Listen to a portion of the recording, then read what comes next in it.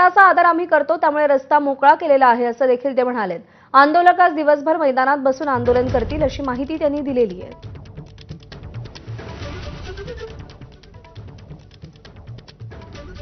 राजू शेट्टी शेतकरी नेते आहे। आज शिष्टमंडळ आलेलं आहे। तुम्ही सकारात्मक पद्धतीने बघता उद्याच्या बैठकीकडे? कर्जमाफी कधी होणार ती तारीख आम्हाला कळाली पाहिजे, त्याबद्दलही ती तारीख निश्चित करू असं त्यांच्याकडून सांगण्यात आलं। आणि म्हणून हे एका आंदोलन एका टप्प्यापर्यंत आलेलं आहे।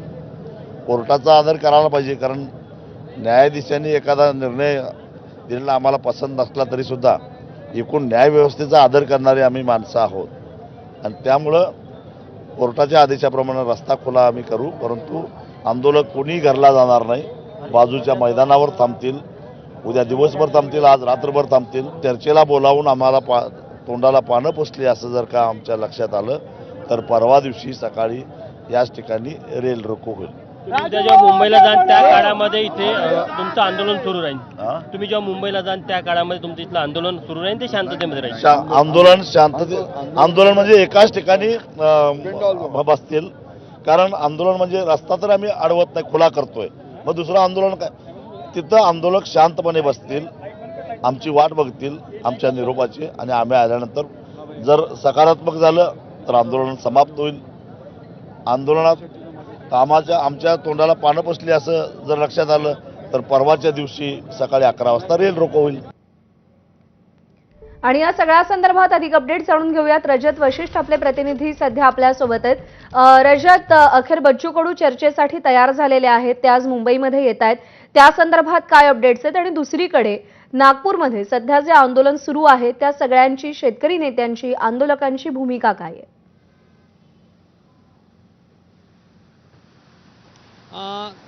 प्रज्ञा, काल रात्रीपासूनच आंदोलक जे आहेत ते त्यांचा जामठा येथील मूळचा जो ठिय्यास्थान आहे तो सोडून परसोडी येथील जो प्रशासनाकडून देण्यात आलेला मैदान आहे त्या ठिकाणी पोहोचलेले आहे। आणि त्यामुळे जो हायवे आहे तो पूर्णपणे मोकळा झालेला आहे आणि वाहतूक जी आहे ती पूर्वपदावर आलेली आहे। बच्चू कडू आज 12 वाजताच्या सुमारास जे आहेत ते मुंबईला जातील नागपुरातून, अशी माहिती जी आहे ती त्यांच्या सहकाऱ्यांकडून मिळत आहे। आणि 12 वाजता ते मुंबईला नागपुरातून रवाना झाल्यानंतर संध्याकाळच्या सुमारास त्यांची मुख्यमंत्री देवेंद्र फडणवीस आणि शासनाचे जे इतर प्रतिनिधी आहेत त्यांच्यासोबत चर्चा होणार आहे।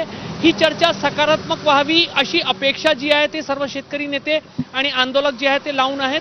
आणि सकारात्मक चर्चा झाली तर आंदोलन जो आहे तो आज दिवसभर शांततेने परसोडीच्या मैदानावर होणार आहे। कुठलाही चक्काजाम केला जाणार नाही, कुठलाही रस्ता रोको केला जाणार नाही। एका मैदानावर बसून आंदोलक जे आहे ते आपलं आंदोलन शांततेने करतील। रात्री उशिरा किंवा उद्या सकाळी जेव्हा बच्चू कडू आणि त्यांच्यासोबत गेलेला शिष्टमंडळ नागपुरात परतेल त्याच्यानंतर आंदोलनाची पुढची दिशा जी आहे ती ठरवली जाईल। त्यामुळे आंदोलन आज तरी संध्याकाळपर्यंत, रात्रीपर्यंत शांततेने होईल अशी अपेक्षा आहे।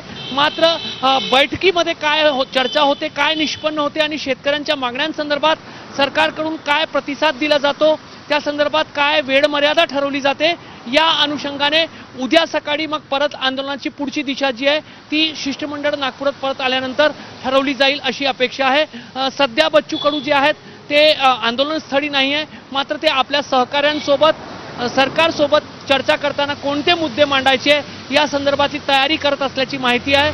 थोड्या वेळानंतर आंदोलनस्थळी बच्चू कडू पोहोचतील आणि मग आंदोलकांची भेट घेऊन ते नागपूर विमानतळावर जातील आणि तिथून मग ते मुंबईच्या दिशेने रवाना होतील। बरोबर आहे, त्यामुळे आजच्या चर्चेत तोडगा निघणं अत्यंत गरजेचं आहे, अन्यथा उद्या आंदोलन आणखी तीव्र होण्याची शक्यता आहे। रजत, धन्यवाद दिलेल्या या सगळ्या सविस्तर माहितीसाठी। आणि यानंतर बुलेटिनमध्ये महत्त्वाच्या बातम्यांचे वेगवान अपडेट्स आपण घेऊया। महाविकास आघाडी आणि मनसे नेत्यांची आज दुपारी मुंबईमध्ये यशवंतराव चव्हाण सेंटर इथे बैठक होणार आहे। निवडणूक आयोगाविरोधात 1 नोव्हेंबरला काढल्या जाणाऱ्या मोर्चासंदर्भात रणनीती ठरवण्यासाठी आणि निवडणूक आयोगासंदर्भात पुढची भूमिका ठरवण्यासाठी बैठक घेतली जाईल।